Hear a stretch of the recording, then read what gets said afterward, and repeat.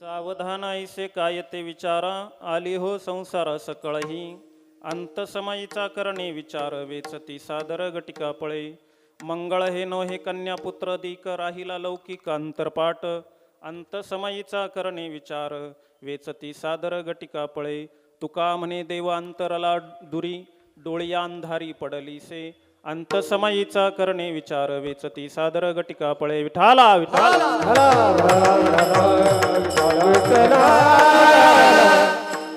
वसुदेव सुतं देवं कंसचानूरमर्दनं देवकी परमानंदं कृष्ण वंदे जगद्गुरो. गुरुर्ब्रह्मा गुरुर्विष्णू गुरुर्देवो महेश्वरा, गुरुर्साक्षात् परब्रह्म तस्मै श्री गुरवे नमः. महायोगपीठे तटे भीमरत्या, वरं पुंडरीकाय दातो मुनीन्द्रे. समागत्य तिष्ठन्तमानन्दकन्दं, परब्रह्मलिङ्गं भजे पांडुरंगा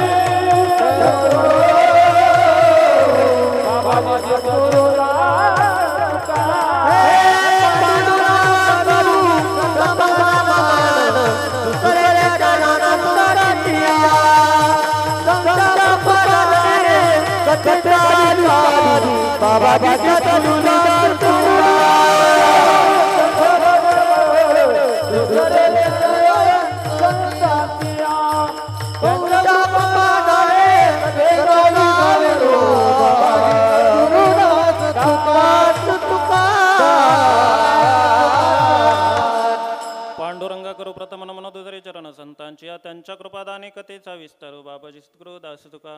ओम नमो ज्ञानेश्वरा, करुणा करा दयाळा, तुमचा अनुग्रह लादलो पावन झालो चराचरी. तुकाराम नाम घेता कापेयम, धन्य तुकोबा समर्थ जेने केला हा पुरुषार्थ. मनोजवं मारुत तुल्य वेगम, जितेंद्रियं बुद्धिमतं वरिष्ठं. वातात्मजमवानरयूत मुख्यं, रामदूतं शरणं प्रपद्ये. चौकबरीलासनी चौकबरीलासनी,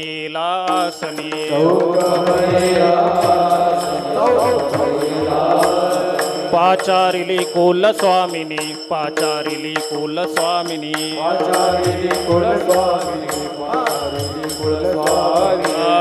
वैकुंठवासिनी वैकुंठवासिनी,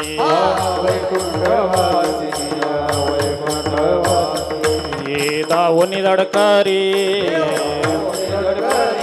ये दावनी दडकारी. रंगा येई ओ विठाई रंगा येई ओ विठाई रंगा येई ओ विठाई रंगा येई ओ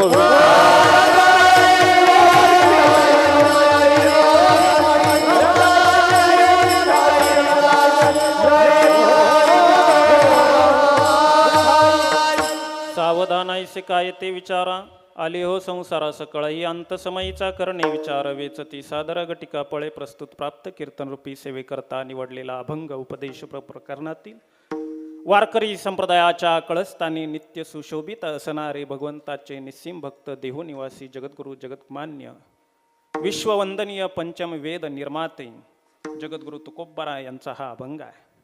आणि हा अभंग मानवी जन्माला आल्यानंतर नवे 84 लक्ष योनी भगवंताने ज्या काही निर्माण केल्या, त्या सर्व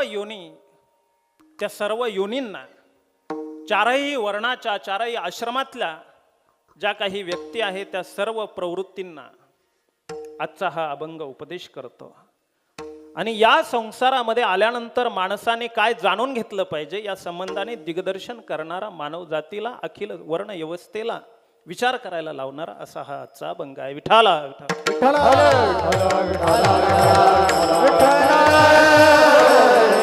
आता अभंगावरती आपण पुढील 1 तासभर विवेचन करणार आहोत.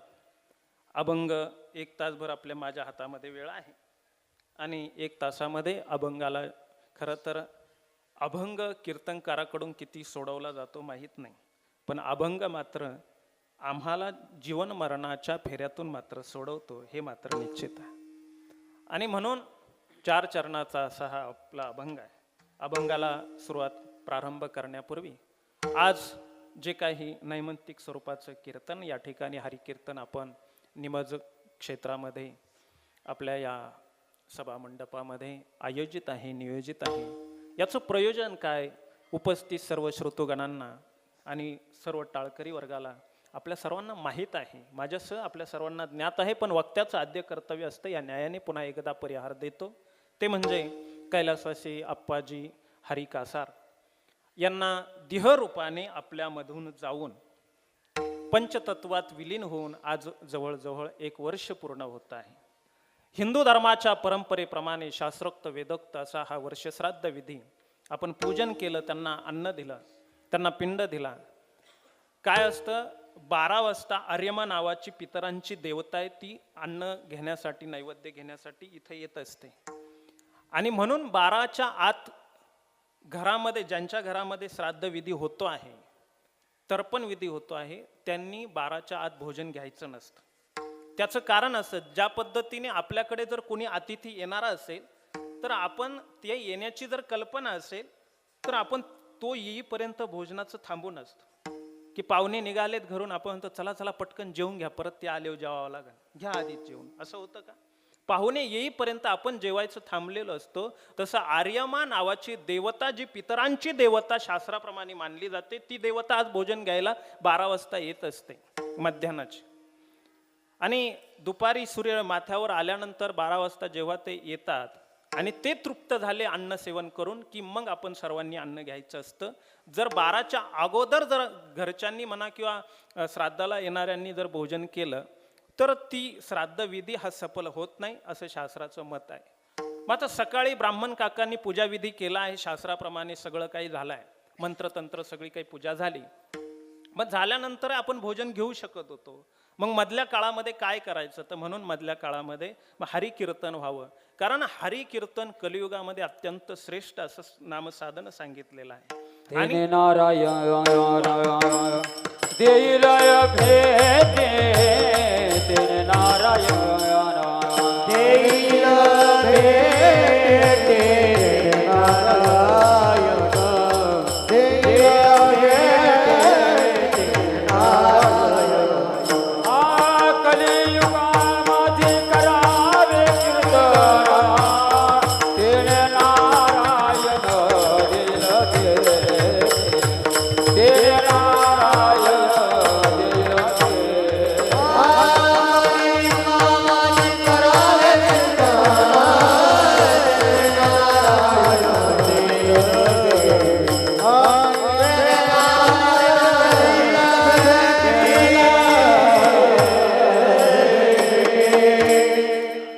कलियुगा माझी करावे कीर्तन, तेने नारायण देईल भेट. आता कीर्तनही तसंच पाहिजे बरं, तर नारायण भेटी देईल, नाही तर गावातलाही नारायण कोणी पावायचं नाही. याचा आवाज नाहीत का? बघा तेवढा आवाज.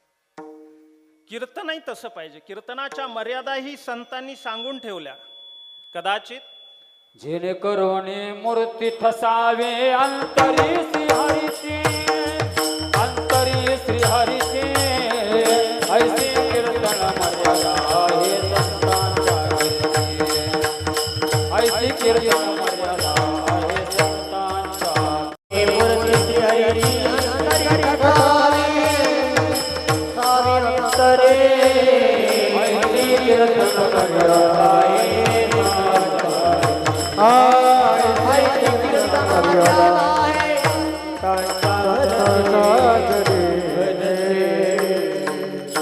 कीर्तन मर्यादा सांगत असताना तेने नारायण देईल भेटी, त्या कीर्तनाने भेट देईल. कलियुगातलं सर्वश्रेष्ठ साधन कीर्तन आहे, ही गोष्ट खरी. श्राद्ध असेल, दशक्रिया असेल, कुठलंही निमित्त घ्या बरं. कीर्तन हे असं साधन आहे महाराज, ते सुखातही चालतं आणि दुःखातही चालतं. त्याच्यावर म्हणजे सुखाचा कार्यक्रम असेल, तुमच्या घरी बारसा आहे, कीर्तन चालेल. मुलगा जन्माला आला चालेल, बाबा वारले चालेल. सुखातही चालतं, दुःखातही चालतं. मला तर असं वाटतं, काही औषधं डॉक्टर देतात, मेडिकल क्षेत्रामध्ये अनेक औषधं आहे, पण काही औषधं हे विशिष्ट रोगावरती चालला, दुसऱ्या रोगावर त्याचा इलाज चालत नाही. कारण दुसऱ्या आता दूध आहे, पण दुधाला आपण अमृत म्हणतो बरोबर, परंतु हे पृथ्वी तलावरलं सगळ्यात श्रेष्ठ असलेलं दूध हे अमृततुल्य मानलं जातं. आता लोक चहा अमृततुल्य मानतात काय, आता कसं काय, चहा जर अमृततुल्य मग तर काय, दारूला तर मग चैतन्य काढाच म्हणावा लागेल. असं चालतंय का? उलट त्याचे दुष्परिणाम आहेत. परंतु ठीक आहे, आता मार्केटिंगसाठी कोणी काय हे सुरू असतं. पण अमृत तुल्य हे दूध मानलं जातं. पण ज्याला ज्वर आहे, ज्याला ताप आहे, त्याला ते चालेल का? नाही, त्याच्यासाठी ते विष ठरतं. दुधाला आपण अमृत म्हणतो खरं, पण दूध कोणाला चालेल? समजा नुकतेच नवजात बालक आहे, त्याच्या आई मृत्यू पावली, त्याला दुधाची गरज आहे. किंवा आपण आपली शेळ्या मेंढ्या असतात, जर शेळी मिली त्या बकराची, तर त्या बकराला आपण दुसऱ्या शेळीचं दूध पाजतो की नाही त्या पिल्लाला. पण ते दूध ज्याला जगवतं, तेच दूध जर त्याला ताप आला तर त्याला चालत नाही. दूध हे विषासारखं तिथे ठरत असतं. पण नाम आणि हरी कीर्तन हे असं आहे, ते सुखात घ्या, दुःखात घ्या, आनंदात घ्या, शोक असताना घ्या, कधीही घ्या. तुम्हाला आनंद वाढायचा असेल तरी, सुख मिळवायचं असेल तरी काय आहे? नामच आहे. तरी कीर्तन. आणि तुम्हाला दुःख घालवायचं आहे तरी त्याला मार्ग जर काय असेल तर कीर्तन. असं हे कीर्तन आहे. नाहीतर आता कीर्तनाच्या परंपरा आणि कीर्तनाची सगळं कसं बदलत चाललंय, आपण सगळेजण बघतो. सगळं चेंज होत चाललंय. कीर्तन सुद्धा. आणि लोकांच्या पण असे येतात, आम्हाला पण सांगतात. आम्ही फेटा बांधायच्या गडबडीत असतो आणि मी एका गावामध्ये गेलो महाराज, फेटा बांधायच्या गडबडीत इकडे पंचपदी चालू, आणि मला म्हणणे महाराज ते बेवडं त्यात ते पिलेलं, आणि ते मला म्हणे महाराज कीर्तन हो म्हणजे काय, नाचू का काय, नेमकं करायचं काय? कीर्तन असं असावं, त्याच्यामध्ये भक्ती, ज्ञान आणि वैराग्य, इतरा गोष्टी न कराव्या. प्रेम भरे वैराग्याच्या युक्ती विवराव्या. आणि म्हणून तुम्हाला एक प्रसंग सांगून जाईल. मामासाहेब दांडेकर कीर्तनकार, किती मोठं वारकरी संप्रदायातलं नाव आपल्या सगळ्यांना माहिती. पुण्यामध्ये एक प्राध्यापक होऊन गेले. प्राध्यापक काय होते म्हणजे मामांचे गुरु होते ते. प्राध्यापक रद रानडे, गुरुदेव रानडे असं त्यांना म्हणायचे. गुरुदेव रानडे एक दिवस मामांच्या कीर्तनाला हजर होते. मामांनी पूर्ण कीर्तन केलं. आता गुरु आहेत ते, आपले गुरु आहे. मामा त्यांच्या हाताखाली शिकले, कॉलेजचं सगळं शिक्षण. आध्यात्मिक गुरु जोग महाराज असतील मामांचे, पण मामांचं जे शैक्षणिक शिक्षण झालं पुण्यामध्ये, तर ते गुरुदेव रानड्यांच्या हाताखाली झालं. आणि ते रानडे एक दिवस कीर्तनाला होते, मामा कीर्तन करत होते. पण ज्येष्ठ श्रेष्ठ कीर्तनाला हजर असले की कितीही मोठा कीर्तनकार असू द्या, त्याचा थोडा दबाव येतो. वाटतं आता आपलं काही चुकलं तर, आपले गुरु काही बोलले तर, अशी भीती असते. म्हणून मामांना तशी भीती होती. आता मामा काय, बुद्धिमत्तेचा हिमालय, अध्यात्माचं उतुंग शिखर म्हणावं असे ते मामा. पण मामा ज्या वेळेला कीर्तन करतात, कीर्तन करून झाल्यानंतर गुरुदेवांकडे जातात आणि गुरुदेवांना म्हणतात, गुरुदेव माझं कीर्तन तुम्हाला आवडलं का, चांगलं झालं का, काही दोष असतील तर सांगा. तुम्ही दोष सांगितल्याने काही बिघडणार नाही. माझ्या कीर्तनात जर काही वाटलं तर सांगा मला काही. तर त्यावेळेला गुरुदेव रानड्यांच्या डोळ्यांमधून अश्रुपात झाला. ते रडू लागले, त्यांच्या डोळ्यातून अश्रू आले. आणि ते म्हटले, मामान विचार करायला लागले का हे का रडतायत, रडण्याचं कारण काय, आजचा समय नाही, तसं काही शोककारक घडलं नाही, मग हे रडतात का? तर त्यावेळेला गुरुदेव रानडे सांगतात, तुझं कीर्तन चांगलं झालं का वाईट झालं मला माहीत नाही, पण तू कीर्तनाला उभं राहिल्यापासून ते कीर्तन संपेपर्यंत माझ्या चेहऱ्यापुढून पांडुरंग परमात्मा हल्ला नाही, याला कीर्तन म्हणतात. याच्यापेक्षा काय कीर्तन असलं पाहिजे. म्हणून जेणेकरून मूर्ती ठसावी अंतरी श्रीहरीची, असं जे म्हटलं जातं. मग अंतरी श्रीहरीची मूर्ती ठसावी, कीर्तन अशी असावी का तुमच्यातला आणि आमच्यातला देव भगवंत जागा व्हावा. तो जागा कीर्तन सांग वा. कीर्तन सांग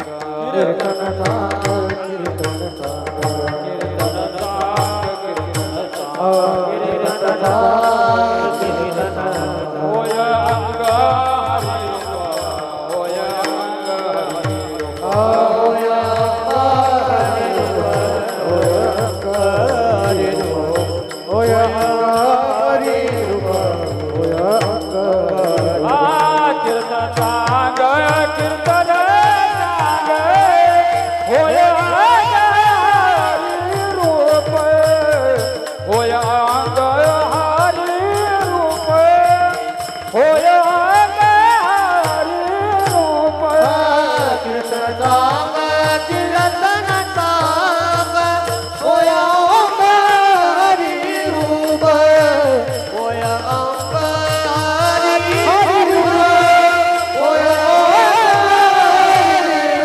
अंग हरी रूप कीर्तन असं असावं. महाराजांनी प्रमाण दिलं, कीर्तन चांग होय अंग हरिरूप. माणसाचं अंग हे हरिरूप झालं पाहिजे. ज्या पद्धतीने गावामध्ये जर पर्जन्यवृष्टी झाली आणि पूर्ण पाण्याखाली जर गाव गेलं तर आपण बातमी येते की नाही, निमज गाव पूर्ण जलमय होतं की नाही. जलमय झालं म्हणजे पूर्ण याच्यामध्ये. तसं हरिरूप होणं म्हणजे तुमच्यात, हे बघा तुमच्यातही भगवंत आहे आणि माझ्यातही भगवंत आहे. तो जागा आहेच, नाही असं नाही, पण आपण जागे नाही. म्हणून आजचा जो अभंग तो त्याच्यावरतीच भाष्य करतो. सावधान व्हा म्हणणारा असा हा अभंग आहे. तो तेच सांगतो, आतील परमात्मा हा. म्हणूनच मी नेहमी सांगत असतो, माणसांना काय वाटत असतं, माणसांना असं वाटतं की देव भेटावा म्हणून ज्ञानेश्वरी वाचायची, देव भेटावा म्हणून गाथा वाचायची. पण तुम्हाला सांगू, गाथा वाचल्याने देव भेटत नाही. तुम्ही म्हणाल असं का बोलतात, पण माझं वाक्य ऐकून ठेवा. गाथा वाचला, ज्ञानेश्वरी वाचली तर देव भेटत नाही. कारण देव तुम्हाला प्राप्तच आहे. सर्वस्येचाहम हृदयशून्य आहे की नाही. किंवा सर्वभूती राम आहे. सर्वागटी राम देहा दे सूर्य प्रकाशक सूर्य प्रकाशक सहस्ररश्मी सूर्य प्रकाशक सहस्ररश्मी सर्वगटी राम देहादेव सूर्य प्रकाशक सहस्ररश्मी सूर्य प्रकाशक सूर्य प्रकाशक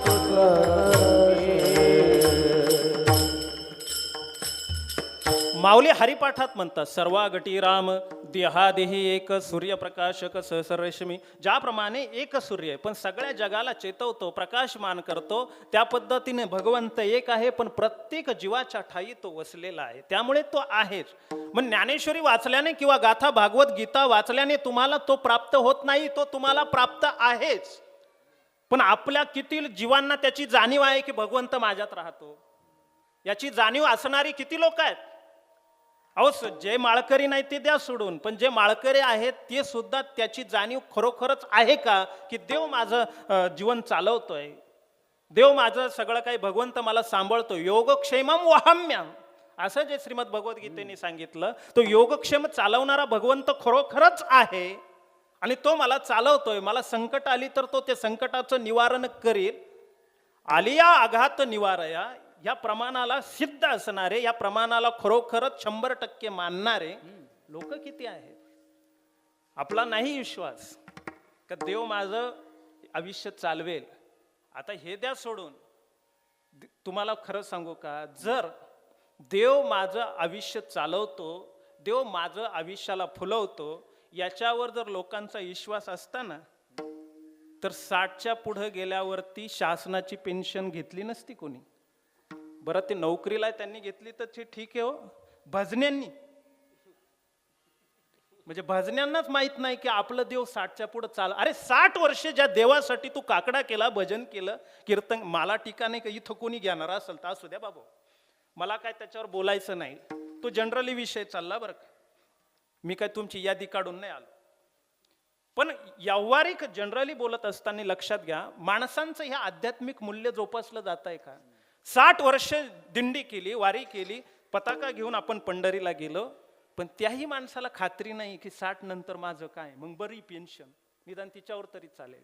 याचा अर्थ योगक्षेमम वहाम्यम, याच्यावर किती लोकांचा विश्वास आहे? म्हणजे देव तुम्हा आम्हाला प्राप्त आहे.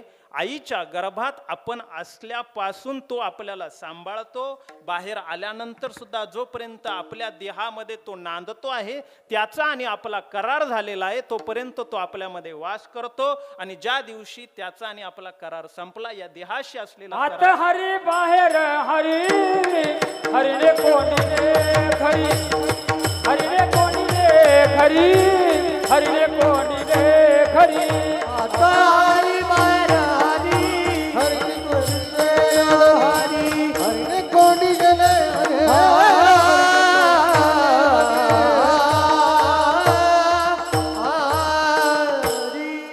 म्हणून असा हा सर्व व्यापक असणारा, विश्वाचा संचालक असणारा असा हा भगवंत. आता बरीच लोक म्हणतात भगवंत कुणी पाहिला, देव कुठे आहे, तो दिसत का नाही? आता तुम्हाला खरं सांगू का, देव ही पाहण्याची गोष्ट नाही. तुम्हाला वाटत असेल देव ही आपण बघू देव ही आपल्याला बघता येईल. तुम्हाला खरं सांगू, देव बघणारे या जगतामध्ये अनेक ऋषी, जपी, तपी, योगी, महात्मे सगळे झाले, पण ते परत सांगायला आले नाही.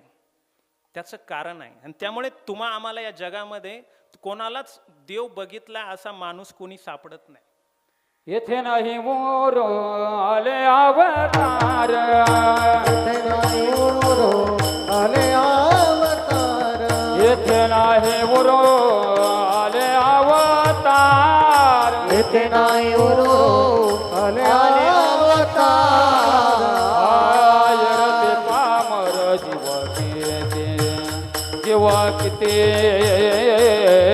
यरते पामर जीव किते. जीव केते इरते पावर, जीव केते इरते पावर, जीव केते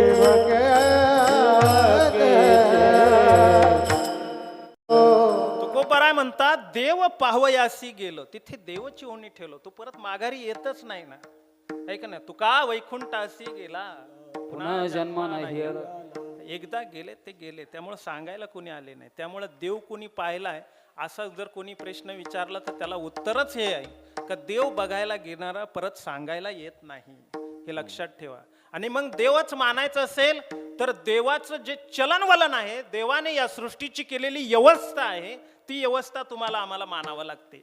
व्यवस्थेवरून तुम्हाला जर व्यवस्था, आता या ठिकाणी चटई आतरली गेलेली आहेत, जिथे तिथे साऊंड ठेवलेले आहेत, आमच्या साऊंड सिस्टीमवाल्या भाऊंनी व्यवस्थित मस्त मांडून ठेवलं आहेत. सगळं काही इथे भोंगे जागेवर आहे, तिकडे बाबांचा फोटो मांडलेला आहे, निरांजन लावलेले आहे, खुर्चीवर फोटो ठेवलेला आहे. हे सगळं जे झालं आहे, किंवा इथे टाळ कुणीतरी आणून ठेवले, वायरी जोडल्या आहेत, मृदुंग लावलेला आहे, कसं इथे पाण्याची बॉटल पण आहेत. आता हे अचानक आलं का? चला बा आज निमजला वर्ष श्राद्ध आहे, मग बाटल्या धडाधडा येऊन पडल्या, इथे ऑटोमॅटिक वायरी आल्या, चटाया आथरल्या गेल्या, असं होईल का? ज्या अर्थी या ठिकाणी पाण्याचे तिथे व्यवस्था झालेली आहे, ज्या अर्थी हे सगळं दिसतंय, त्या अर्थी हे सगळं करणारा मानावा लागतो की नाही? मग कोणी केली हे मला माहिती आहे का? मी तर आत्ता आलो, मग मला माहिती आहे का चटई कोणी आथरली, पण चटई आथरणारा कोणीतरी आहे, मला मान्य करावं लागतं. मृदुंगातून ध्वनी व्यवस्थित येतो आहे, बरोबर तो स्वराला स्वर लागतो आहे, याचा अर्थ तो कोणीतरी लावलाय. विना स्वरात वाजतोय, त्यात विना स्वरात कोणीतरी लावलाय हे मानावं लागतं. कोणी लावलाय हे माहीत नाही. तसं या जगामध्ये तुम्हाला सांगतो, पावसाळ्यानंतर हिवाळा, हिवाळ्यानंतर उन्हाळा येतो आहे, 6 ऋतू बरोबर होत आहेत, बरोबर आहे की नाही? मग जिथे तिथे गुलाब लावलं तर गुलाबाला गुलाबच येतात. अजून काय, बाजरी पेरली तर बाजरीच येते, केळीची बाग लावली तर केळीच येते, आंबा लावला तर आंबा येतो, आंबाला पेरू येत नाही. म्हणजे ज्याची त्याची व्यवस्था जिथे तिथे तुम्हाला दिसते आहे. ज्या अर्थी व्यवस्था दिसते त्या अर्थी व्यवस्थापक मानावा लागतो. विठाला विठाला. परमपूज्य बाबा महाराज सातारकरांचे आजोबा होऊन गेले, ज्यांच्यापासून वारकरी संप्रदाय घराणं त्यांच्या घराण्यामध्ये सुरू आहेत. वारकरी संप्रदायाचा जी परंपरा आहे बाबा महाराजांच्या घराण्यात, त्यांचे आजोबा आहेत दादा महाराज सातारकर. फार मोठं चरित्र, फार मोठं व्यक्तिमत्व. त्या दादा महाराज सातारकरांना कुणीतरी असं विचारलं होतं, तुम्ही देव बघितलाय का, किंवा देव आहे का, तुम्ही देव मानतात का? ते म्हटले, माझ्या गळ्यात माळ आहे, मी गंध लावतो, ज्ञानेश्वरी सांगतो. आणि ते दादा महाराज सातारकरांचं असं होतं बरं का, ते पहाटे उठल्यानंतर सकाळी त्यांच्या वाड्यासमोर माणसं जमलेली असायची. कशासाठी? ज्ञानेश्वरी ऐकायला. इतके छान दादा महाराज ज्ञानेश्वरी कथन करायचे, इतके छान सांगायचे, ते लोक ऐकत राहायची. सकाळी स्नान केलं की लोक वाड्यासमोर हजर व्हायची आणि दादा महाराजांनी तसंच उठावं आणि ज्ञानेश्वरी सांगावी. तुम्हाला सांगतो, काही त्या काळातली धर्म मार्तंड होती, कर्मठ होती. दादा महाराज आंघोळ न करता, स्नान न करता उठले की तसे शुचिरभूत न होता तशीच ज्ञानेश्वरी घेऊन बसायचे आणि ओट्यावरती ज्ञानेश्वरी सांगायचे. काही धर्म मार्तंड कर्मठ असतात लोक, हेच केलं पाहिजे, तेच केलं पाहिजे, याच्याशिवाय ते नाही, त्याच्याशिवाय ते नाही. आता कधी कधी चालून घ्यावं लागतं.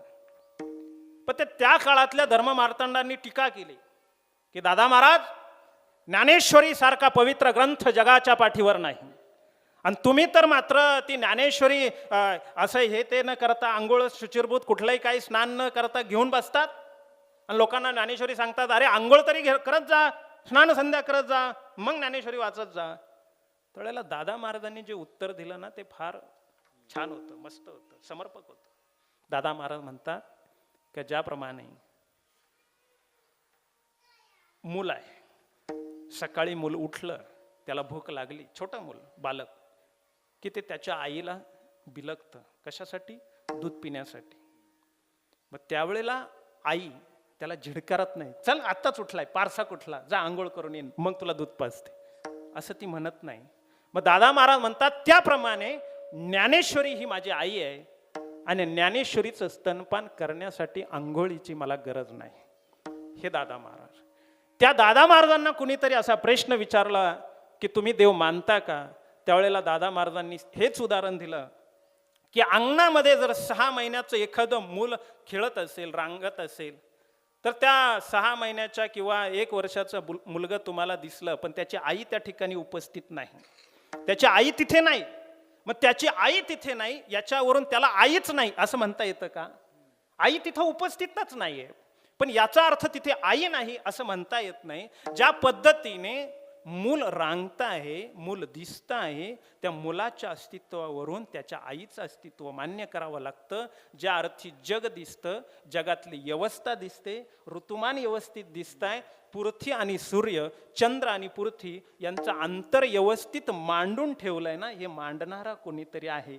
सूर्य थोडा जरी पृथ्वीच्या जवळ आला तर किती चटके बसतात. मग ही मानवजात जर अजून सूर्यजवळ आला तर राहील का? तिचा विनाश झाल्याशिवाय राहणार नाही. मानवजातच काय, सगळ्या सृष्टीचा प्रलय होऊन जाईल, संवार होऊन जाईल. मग सूर्याचं आणि पृथ्वीचं ठराविक विशिष्ट अंतर ठेवणारा कोणीतरी, विशिष्ट वेळेलाच भरती येते, विशिष्ट वेळेलाच ओहोटी समुद्राला येते, हे करणारा कोणीतरी आहे. वेगवेगळे नक्षत्र इथे अवतीर्ण होतात, आपल्या अंगणात नाचून जातात, आपल्याला आयुष्यात सौरभ भरतात. हे करणारी काहीतरी व्यवस्था दिसते आहे, आणि ती व्यवस्था आहे म्हणजे मॅनेजमेंट आहे. याचा अर्थ मॅनेजर मानावा लागतो. म्हणून या जगाच्या अस्तित्वावरून, तुमच्या आमच्या चलनवलनावरून देवाचं अस्तित्व मानावं. चाले हे शरीर कोणाचे सत्य, चाले हे शरीर कोणाचे सत्य, चाले हे शरीर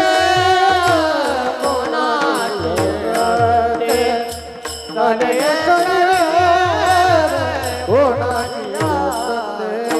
कोण बोलवितो हरी वेण, कोण बोलवितो हरी वीर, एक हवी ऐकावी एक नारायण, तयाचे भजन चुको नको, कवी ऐकावी एक नारायण, तयाचे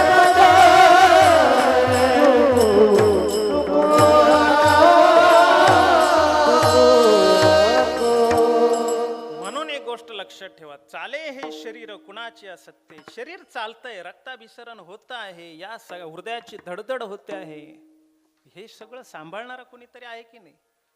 आपल्या तापमान असावं लागतं शरीराला, पण ते ठराविकच तापमान असावं लागतं. आपल्या शरीरात पित्त असतं, पण ते पित्तही ठराविकच ठेवावं लागतं. जास्त वाढलं तर त्रास होतो आणि कमी झालं तरी त्रास होतो.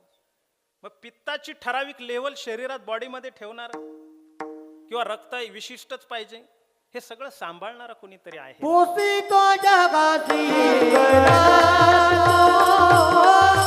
पोसितो जगासी एकला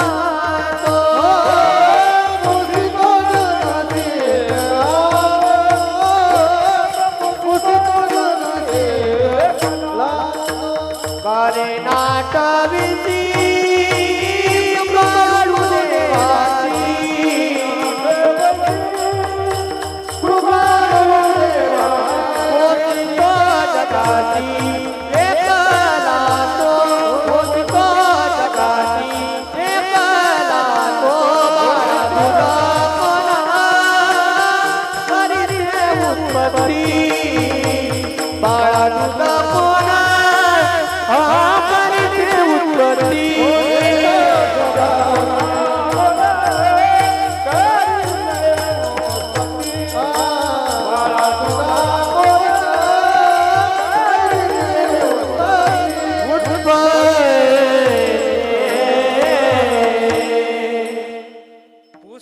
जगासी एकलाच असा तो पोचणारा भगवंत आहे. आणि मग त्या भगवंताचं आजच्या दिवशी मग श्राद्ध असू द्या, दशक्रिया असू द्या किंवा इतर सुखाचा कार्यक्रम, दुःखाचा कार्यक्रम, या सगळ्या कार्यक्रमांना फक्त तो देव साक्षी रूपाने असतो आणि साक्षी रूपाने भगवंत. म्हणून आजचं हे हरी कीर्तन विठाला.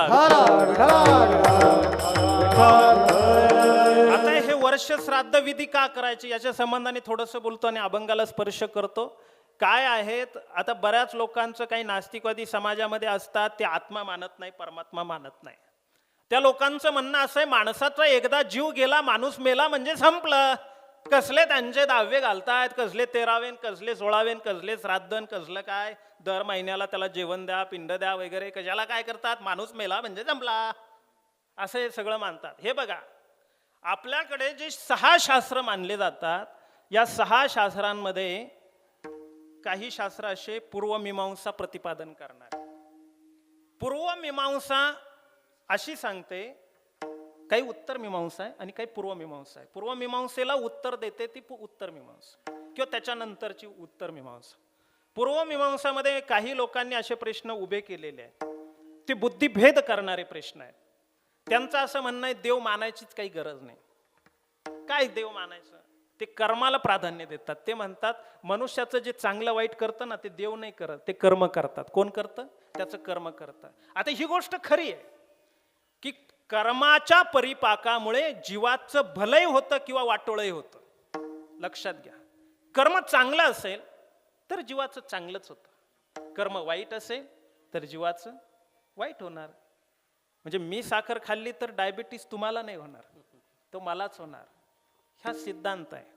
किंवा नाथबाबांनी सुद्धा त्यांच्या हरिपाठामध्ये उपजले मेले ऐसे कीर्ती, उपजले मेले ऐसे कीर्ती, उपजले मेले ऐसे कीर्ती, उपजले मेले ऐसे कीर्ती, कर्म झाले तेथील भोगा, मेले कर्म झाले तेथील भोगाले. उपजले मेले ऐसे, उपजले मेले ऐसे कीर्ती, उपजले मेले ऐसे कीर्ती, उपजले मेले ऐसे कीर्ती. अतिशय योग्य प्रमाण केले कर्म झाले तेची भोग आले, उपजले मेले ऐसे किती. आता इथे चकार प्रत्यय आलेला आहे, तेची भोग आले. चैतन्य महाराज तर असं सांगतात, ते असं म्हणतात की हा जो चकार प्रत्यय आला ना, तो प्रत्येक शब्दाला लावा म्हणजे त्याचा अधिक अर्थबोध होतो. प्रत्येक शब्दाला कसा? केलेलंच, कर्मच, झालेलंच, भोगावच, लागतच. प्रत्येक ठिकाणी केलेलंच, कर्मच, भोगावच, लागतंच. चकार प्रत्यय. चकार प्रत्यय कधी आता मी मराठीचा प्राध्यापक आहे म्हणून थोडंसं आता व्याकरण सांगतो बरं का. चकार प्रत्ययाचं व्याकरण असं आहे, त्याची नियमावली अशी आहे की अन्यांची व्यावृत्ती केली जाते आणि एकाची स्थान निश्चिती केली जाते. एकावर जेव्हा ठाम मत व्यक्त केलं जातं त्याला म्हणतात, तेव्हा तिथे लागतो तो चकार प्रत्यय.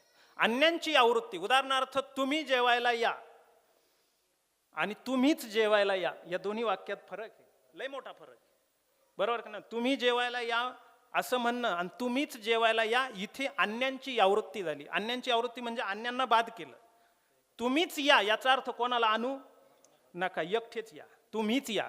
तुमच्याशीच बोलायचंय म्हटलं तर ते तोच, दुसरा कोणी नाही. तुझ्याच शिवाय मी जगूच शकत नाही असे चकार वापरले का मग काय होतं, मग प्रश्नच नाही, अन्यांची तिथे व्यावृत्ती होऊन जाते. तसं इथे केलं तेच, दुसरं नाही. असं नाही हे केलं आणि मग दुसरं भोगावं लागलं आणि कशी तरी परतफेड करून घेतली, असं नाही. जसं आपण पैसे जर कोणाला उसने दिले तर त्याच्या बदल्यात धान्य नको, पैसेच. त्या पद्धतीने इथे जे कर्म केलं ना तेच कर्म फेडावंच लागतं, हे लक्षात ठेवा. मग पूर्वमीमांसाकारांचं म्हणणं आहे देवाची गरज नाही, तुम्ही चांगलं कर्म करा, तुमच्या पदरात चांगलं पडेल. वाईट कर्म करा, वाईट पडेल, देवाची गरज काय. पण उत्तर मीमांसाने देवाची गरज सांगितली. देव का हवा आयुष्यामध्ये? सुख मिळतं कर्माने, दुःख मिळतं तुमच्या वाईट कर्माने, हे सगळं खरं आहे. पण तरी देव का मानायचा, देवाचं अस्तित्व का मानायचं? आता आपण जवळजवळ 15-20 मिनिटं त्याच्यावर बोलूनच आलो, देव आहे की नाही किंवा काय, त्याच्यावर मी काही प्रमाण पण सांगितले. पण आता पूर्वमीमांसेला उत्तर देताना कर्मच जर तुम्हाला सुख आणि दुःख देतं, मग कर्मानेच तुम्ही घडू शकतात, चांगले वाईट कर्मानेच होऊ शकता ना. मग तरी देवाची गरज काय तुम्हाला? आम्ही कर्माचीच पूजा करतो. किंवा बरीच लोक म्हणतात आपण देवबिव काय ईश्वर फिश्वर काही मानत नाही, आपण फक्त कर्म सिद्धांत मानतो, आपण फक्त चांगलं कर्म करा. म्हणजे बरेच लोक म्हणतात ना मटण खाल्लं तरी चालतं, दारू पिली तरी चालतं, चांगले वागा. अरे वाईट खातो म्हणलं तुला चांगलं सुचल कसं? लोक बरेच म्हणतात आपलं काही नाही, पण आपण काय कोणाला दुखावती नाही, आपण काही माळ नाही, आपली मनाचीच माळ आहे. आता अशा मनाच्या खनीच्या माळी उचलतं का बाबा? नाही ना, मनाचीच माळ असून चालत नाही. हे बघा, कर्माने तुम्ही चांगले होतात, वाईट होतात, हे खरं आहे. पण कर्म जड आहे का चेतन आहे? हो, शास्त्राची भाषा. कर्म जड आहे का चेतन आहे? कर्माला मेंदू आहे का? कर्माला मन आहे का? बुद्धी आहे का? चित्त आहे का? अहंकार आहे का? आणि ज्याला मन, बुद्धी, चित्त, अहंकार नाही, ज्याच्यामध्ये पंचप्राण नाही, पंचतत्व नाही, म्हणजे हे बघा, जीव कधी उत्पन्न होतो?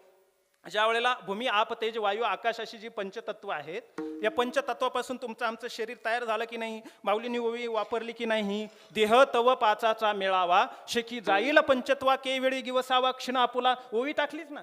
पंचतत्वापासून हा देह उत्पन्न झालाय, म्हणून आपण चलनवलन करू शकतो, चालू शकतो, बोलू शकतो, ऐकू शकतो. श्रवण इंद्रिय आपल्याला आहेत, ऐकता येतं, बघता येतं. हे सगळ्या ज्या काही क्रिया घडतात ना, या पंचतत्वामुळे घडतात. मानवी देह जो निर्माण झाला तो 19 तत्वांचा निर्माण झाला असं शास्त्रकार सांगतात. पंचतत्व, भूमी, आप, तेज, वायू, आकाश ही पंचतत्व असतील. त्याच्या म्हणजे पंचमहाभूतांपासून निर्माण झाला. त्याच्यानंतर पंच ज्ञानेंद्रिय, पंचकर्मेंद्रिय ही झाली 15 तत्व, 5 ही झाली 15 तत्व. आणि विचारसागर ग्रंथाने मन, बुद्धी, चित्त, अहंकार त्यालाच नाव दिलंय अंतकरण चतुष्टी. हे मन, बुद्धी, चित्त, अहंकार या 15 तत्वांमध्ये मन, बुद्धी, चित्त, अहंकार म्हणजे अंतकरण चतुष्टी एकदा मिसळली की मग जीव तयार होतो. मग आता हे कर्माला आहेत का? तुम्ही जे कर्म करतात त्या कर्माला चेतना आहे का? नाही.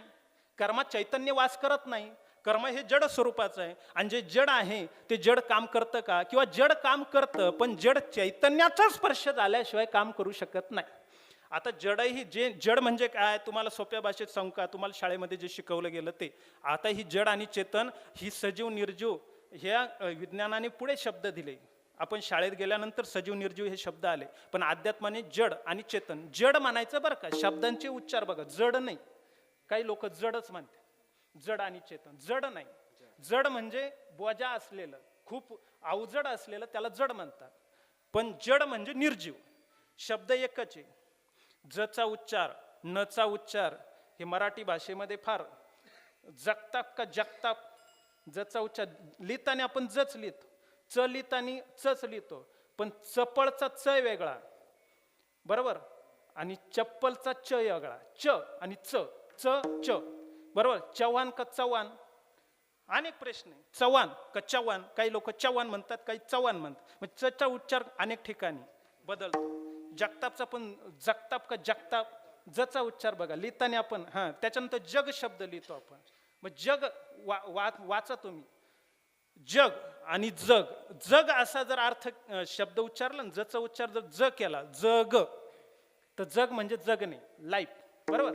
आणि जग वर्ल्ड, असे अर्थ बदलतात नुसत्या उच्चारामुळे. पसायदानामध्ये सुद्धा चला कल्पतरूच्या आरव का चला कल्पतरूच्या आरव, काय म्हणायचं? चला कल्प, अरे श्रद्धांजली तर वा, कुठं चला, चला नाही म्हणायचं, तिथे काय म्हणायचं? चला म्हणायचं. चला कल्पतरूच्या, म्हणजे असे बारीक सारीक नियम येते. आता ते तुम्हाला सांगायला तर तुम्ही म्हणशाल आता हे बोर करायला लागले त्यामुळे जास्त व्याकरण सांगत नाही, पण सांगायचा भाव असा का असे हे बारीक नियम आहे. मग त्या पद्धतीने जेव्हा आपण हे सगळं करतो, आपलं हे सगळं जीवन चाललंय ना, हे सगळं चालवत असताना देव काय करतो? जड चालवतो. जडाला चालवणारा कोण आहे? तर देव आहे. तुम्ही बघा ना, पंढरपूरच्या वारीत गेले, पंढरपूरची वारी जेव्हा पूर्ण झाली, येताना बसमध्ये यायचं असतं, खूप गर्दी असते, तुम्हाला कोणी चढू देत नाही, एवढा दरवाजा असतो, दरवाजात फार गर्दी झालेली असते. आणि तुम्ही जर घाईघाई आले आणि तिथे जर तुमचा रुमाल काढून टाकला, तर त्या जागेवर सगळी गर्दी बसमध्ये चढते, पण रुमाल बाजूला करून कोणी बसत नाही, हे लक्षात ठेवा. मग आता रुमालाने इथे तुम्हाला जागा पटकावून दिली की नाही दिली? मग रुमालामध्ये चैतन्य का जड आहे? जड आहे. पण जड वस्तूने सुद्धा काम केलंच ना, तुम्हाला जागा मिळून दिलीच ना. जडाने सुद्धाच काम केलेलं आहे, जड सुद्धा कार्य करतं, पण रुमाल टाकणारा कोणीतरी असावा लागतो.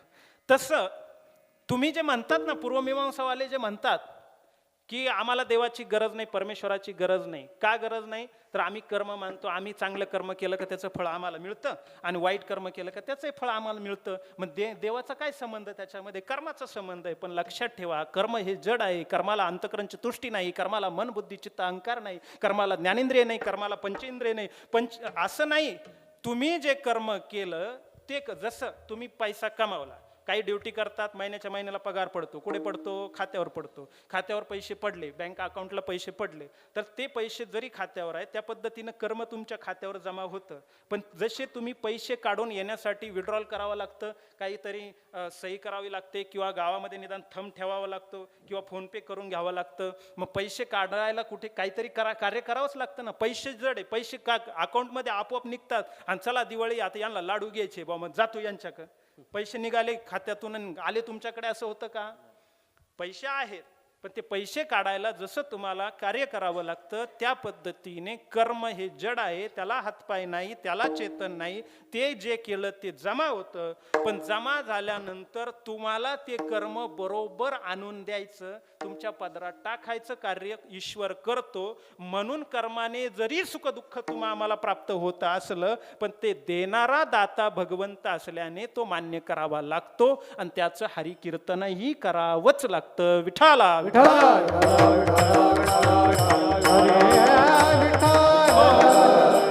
म्हणून आता हा श्राद्धविधी या ठिकाणी जे आप्पाजी बाबांचे जे काही 4 चिरंजीव आहेत, 4 मुलं आहेत, बाळासाहेब भाऊ असतील, हे की नाही, त्याच्यानंतर भानुदास भाऊ आहेत, राजेंद्र भाऊ आहेत, आणि आपले आदिक भाऊ आहेत, या 4 मुलं आहेत. त्याचबरोबर आमच्या भालेराव त्यांच्या आहेत, त्याचबरोबर त्यांचे नातू आहेत, नातसून आहेत, नात जावई आहेत. हे सगळ्यांनी मिळून हा जो कार्यक्रम आज होतो आहे ना, म्हणून वर्ष श्राद्ध विधी का करायचा माहिती का? जरी आप्पाजींना जाऊन, बाबांना जाऊन आज 1 वर्ष होत असलं, पण ते गेले कशाने माहिती का? देहाने गेले. आत्म्याला मरण नाही, आत्मा सरत अमर आहा, अमर आहा, अमर आहा, अमर आहा, अमर आहा, अमर आहा. करे के पहा कोटे दे, करे के पहा कोटे दे, ये पाओ, ये पाओ, ये पाओ, ये पाओ. असा हा अमर असलेला आत्मा. मग आता बाबांचा जो आत्मा आहे तो काय आहे माहिती का? देह त्यांनी टाकून दिला. देह टाकल्यानंतर त्यांचा पुढचा जो मार्ग आहे ते आत्मा त्यांचा मार्ग क्रमण करत असतो. आणि मार्गक्रमण केल्यानंतर 1 वर्षाने ज्यावेळेस आपण दर महिन्याला पिंड त्यांना देतो, जेवण देतो, त्यानंतर आता आज त्यांचा सगळा हिशोब पूर्ण होतो. त्यांची वरच्या कोर्टामध्ये केस चालू असते 1 वर्षभर. कोणती केस? जसं आपण आपल्याला एखादं काही गडबड झाली की आपण न्यायालयामध्ये धाव घेतो आणि न्यायालयामध्ये केस टाकतो आणि त्या केसचा निकाल मग वर्षानुवर्ष लागतो. पण ते वरच्या कोर्टाचा निकाल असा वर्षानुवर्ष तारीख पे तारीख असं नसतं. फक्त कसं चालतं ते 1च वर्ष. 1 वर्षभर पाप पुण्याचा हिशोब होतो. पाप असेल तर स्वर्ग, आपलं नरक, आणि पुण्य असेल तर स्वर्ग, एवढा हिशोब 1 वर्षात क्लिअर होतो. आणि 1 वर्ष पूर्ण झाला, इथे आजचा विधी पूर्ण झाला की मग आजच्या नंतर पुढच्या जन्माची तयारी. मग जसं कर्माचा हिशोब असेल, जसं काय असेल त्या पद्धतीने बाबांना पुढील जन्म. त्यामुळे त्यांचा आत्मा नेहमी असतो. म्हणूनच तर आपल्या शास्त्रकारांनी सुद्धा काय म्हटलेलं आहे माहिती आहे का? मरण कशाला म्हणायचं? तर मरण म्हणजे आत्म्याचं देहांतर करणे होय, असं शास्त्राची भाषा आहे. आत्मा हा कुठे देह जातो, कारण शास्त्रकार सांगतात धनानी भूमो पशुचे गोष्टी भार्या ग्रहदारे जने स्मशाने देह चित्त काय परलोक मार्गे कर्मानु गो गच्छती जीव एका. जीवाबरोबर काही जात नाही, जीवाबरोबर धन हे भूमीतच राहतं. आता श्लोक जुना आहे म्हणून जुने लोक पूर्वी भूमीत ठेवायचे, बँकांचा शोध नव्हता. श्लोक जर आत्ता कोणा लिहिला असता तर आता तिथं लिहिलं असतं धनानी बँको, धनानी भूमो असा शब्द आला नसता. मग धन हे भूमीत राहतं अथवा बँकेत राहतं. ज्यांच्यावरती पुत्रवत प्रेम केलं ती जनावरं गोठ्यात राहतात. त्याचबरोबर भार्या घराच्या दारापर्यंतच येते. जन हे स्मशानापर्यंत येतात. ज्या देहाला लायबॉय, हमाम, रेक्सोना, संतूर काय साबण लावून धुतला, ज्याचे लाड केले, जाड केलं, पौष्टिक अन्न खाऊ घातलं, ते शरीर सुद्धा कुठपर्यंत आहे? तुम्हाला वाटतं का शरीर आपल्याला सोबत करतं? नाही. देह चित्त काया परलोक मार्गे. देह कुठपर्यंत? चितेपर्यंत. एकदा चितेला अग्निडाग दिला की ते जळून खाक होऊन जातं. ती राख सुद्धा गंगेमध्ये सोडून देतात आणि मग उरतं काय? देह सुद्धा उरत नाही, भार्या बरोबर येत नाही, पुत्र वगैरे कोणी सोबत येत नाही. जनस्मशानापर्यंत येतात, जनावर गोठ्यातच राहतात, पैसा बँकेत किंवा भूमीत राहतो. मग तुमच्या सोबत काय येतं? तर कर्मानुगो गच्छती जीव एका, असं सांगितलं. तेथे न चले काही,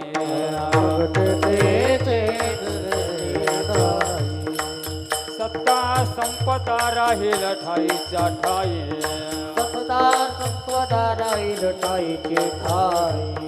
पुढे संचित जाईल बाई, पुढे संचित जाईल बाई. तुका म्हणे तै यम आज्ञा, जवळ काळ असे दुरी ठेला, जवळ काळ असे दुरी ठेला. तुका म्हणे जवळ काळ असे दुरी ठेला, जवा काळ ते दुरी ठेला.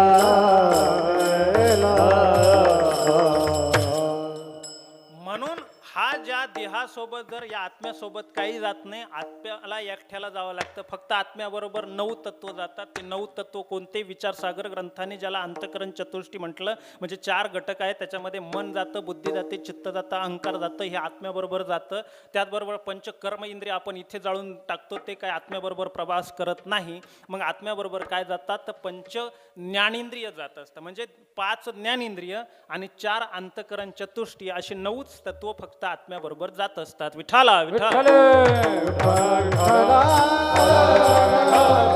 आता हे सगळं जात असताना म्हणून बाबांचा जो आत्मा आहे हा नित्य आहे, चिरंतन आहे. आत्म्याला मरण नसतं. म्हणून शास्त्रकारांनी सांगितलं किंवा माऊलींनी सांगितलं, आत्मा काय करतो? जैसे जीर्ण वस्त्र सांडीजे मग नूतन वेडीजे, तैसे देहांतरा ते स्वीकारीजे चैतन्य नाते. म्हणूनच मी मगाशी म्हटलो की मरण म्हणजे नेमकं काय? तर आत्म्याच्या दृष्टीनं फक्त देहात बदल करणे. म्हणजे हे बघा, मरण म्हणजे काय? आत्म्याने जुनं झालेलं शरीर त्यागणे, याचं नाव मरण. आणि आत्म्याने नवीन शरीरात प्रवेश करणे, याचं नाव जन्म. विठाला. ज्या पद्धतीने आता आपण दिवाळी झाली आपली, आता दिवाळीचा उत्सव सुरू आहे, तर या दीपावलीमध्ये आपण काय करतो? जुने झालेल्या कपड्यांचा त्याग करतो, नवीन वस्त्रांचा स्वीकार करतो. दुकानामध्ये जातो आपण, नवीन वस्त्र घेतो, मुलाबाळांना घेतो, बहिणींना घेतो, बाच्यांना घेतो, सगळ्यांना घेतो आपण. मग मला सांगा, ज्यांना ज्यांना आपण कपडे घेतले किंवा आपण स्वतः परिधान केले, तर त्याचा कपडे नवीन परिधान केल्याचा आपल्याला आनंद आहे का दुःख आहे? आनंद आहे. मग बरं, तुम्ही नवीन कपडे परिधान केलं याचा तुम्हाला आनंद आहे, पण जुने झालेले आता दिवाळीपर्यंत जे जुने झालेले वस्त्र तुम्ही परिधान करत होते ते त्यागले, ते नदीत सोडून दिले, जाळून टाकले किंवा फाटले. ते काय केले? त्याचा पोचारा केला बायाने. काय करायचं ते केलं. पोचेरे राहिले का तुमच्याकडे? हाय? चुलीच नाही राहिल्या तर पोचेरे काचे? आता पोचेरे, आता बऱ्याच वस्तू आहे, आता त्या दाखवायलाच माग आहे नवीन पिढीला. जातं माहिती नाही, व्हॉट इज मिनिंग बाय पोचारा माहीतच नाही. कशाला पोचारा म्हणायचं आहे की नाही? लोकांना रूमनं माहिती नाही, नवीन पोरांना व्हॉट इज मिनिंग बाय रूमनं, आहे की नाही? चाड माहिती नाही, राहिलंच नाही. आता काय राहिलं नाही, बरंच गेलं नाही का? जातं राहिलं नाही. जातं काय काय काय रवी, तो जे घुसळण करण्याचा रवी असतो तो माहिती नाही, कारण ते प्रक्रिया राहिलीच नाही. आता बरेचसे शब्द असे कालबाह्य झाले, फक्त जुन्या लोकांना माहीत राहील. म्हणून मी सांगत होतो आपल्याला की ज्या पद्धतीने हा जो आत्मा आहे ना, आत्मा, तुम्ही सांगा नवीन कपडे त्यागले त्याचं तुम्हाला दुःख आहे का? नवीन कपडे त्यागले तुम्ही, ते स्वीकारलेच नाही, आता ते त्यागूनच टाकले, याचं तुम्हाला दुःख आहे का?